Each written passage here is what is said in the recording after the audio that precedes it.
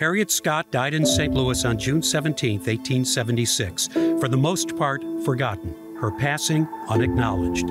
She'd never been a household name, not like her husband Dred Scott, but the Dred Scott case, the Dred Scott ruling, was just as much about Harriet Scott. It took time, a lot of time, but she is no longer just a historic figure. She's emerging as a living, breathing person, Lynn Jackson's great-great-grandmother. I think the important thing I want to share with you about her is that she was a woman that had probably a whole lot of grit. I guess we could call it grit. In a 2009 biography, Mrs. Dred Scott, A Life on Slavery's Frontier, legal scholar Lee Vandervelde helped fill in a lot of blanks in Harriet Scott's story. She had the perseverance to keep going when it looked like all was lost, and at every turn. Is she the person who you think is holding the family together through all of this? Absolutely. The family included two daughters, Eliza and Lizzie. Legally, the status of enslaved children was tied not to their father, but to their mother. And that's why she had filed a lawsuit the very same day with the very same lawyer that Dred did to get the daughters free. Both their cases, which were eventually combined, hinged on their being brought to Fort Snelling on the frontier in what is now Minnesota, where they met and married. This was the Northwest Territory where slavery was outlawed, which they claimed made them free then and forever. They won in the St. Louis County Courthouse, but the case dragged on in appeals for 11 years until the U.S. Supreme Court ruled against them and said African Americans, slave and free, could not be citizens and had no rights.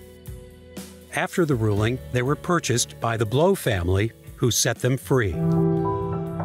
Dred Scott was a famous man. Frank Leslie's illustrated newspaper put the entire family, Dred and Harriet and Eliza and Lizzie, on the cover of the national publication. But it took some doing to convince them, or rather convince Harriet, to agree to let Dred sit for a portrait.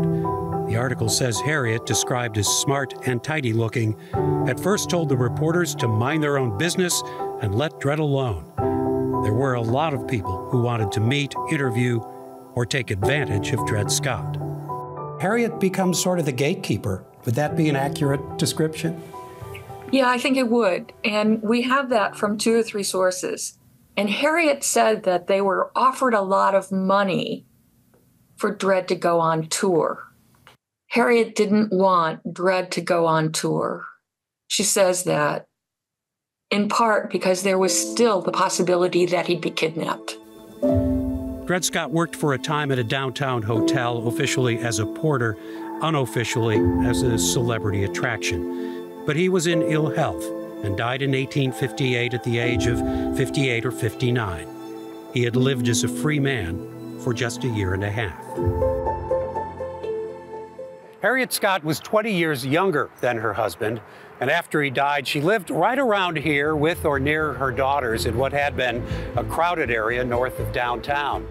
In an old city directory, you will find Harriet Scott, widow of Dred, colored, laundress, the address, an alley near Carr between 6th and 7th. It might have looked something like this when social workers years later were documenting St. Louis's rundown housing conditions.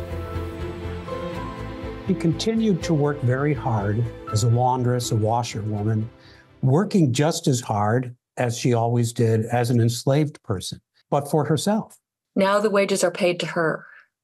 Now she can decide how she's going to spend her Sunday, how she's going to spend her Saturday night, what she's going to use the money for.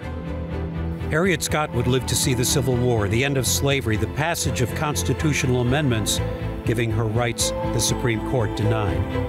The Dred Scott case was old news when she died in 1876, and it would take generations for her story to come to light. Today, it is Dred and Harriet Scott who are acknowledged and honored. Their stories are being researched and told by their descendants, like Lynn Jackson, who heads up the Dred Scott Heritage Foundation. She was in Calvary Cemetery last year to unveil a new, larger monument at Dred Scott's grave. The family that freed him had him buried here. They've always told me he was like the most asked for, or at least in the top 3 most asked for grave sites in this cemetery that hosts 300,000 people. But for a long time, Harriet Scott's gravesite was unknown. It took modern-day researchers to discover that she had been buried with one of her grandsons in the African-American Greenwood Cemetery. The family will keep her there. Last year, there was finally a headstone for this strong-willed woman. Harriet was the real boss of Dred. That family trait has continued on to this day. The spirit of tenacity and the spirit of gumption and the spirit of can do, will do, must do comes through Harriet as far as we can tell.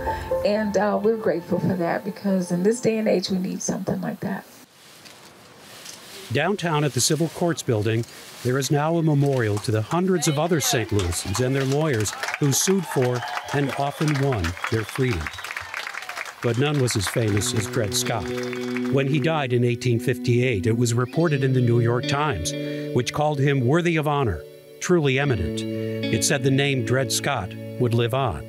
18 years later, Harriet's passing would be unreported by even the local press. The public had simply lost track of Harriet Scott. So at the end of her life, she was unknown, but I think that's what she preferred. She had had her turn in the public eye, and I think she was happy to stay with her family and to live out a good life. A life that came to an end in St. Louis in June of 1876. For Living St. Louis, I'm Jim Kircher.